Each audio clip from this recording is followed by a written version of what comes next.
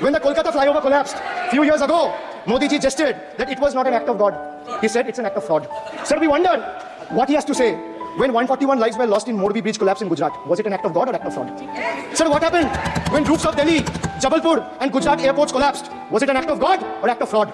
Sir, what happened when Ayodhya Ram temple roof starts leaking after the first rain? Was it an act of God or an act of fraud? Sir, when Mumbai's Atal Setu started developing cracks within 6 months of its inauguration, was it an act of God or an act of fraud? When 41 workers trapped for 17 days after Uttarkashi tunnel was caved in, sir, was it an act of God or act of fraud? When 20 people killed as a girdle launcher collapsed in Samruddhi Expressway in Thane, what was it? An act of God and an act of fraud?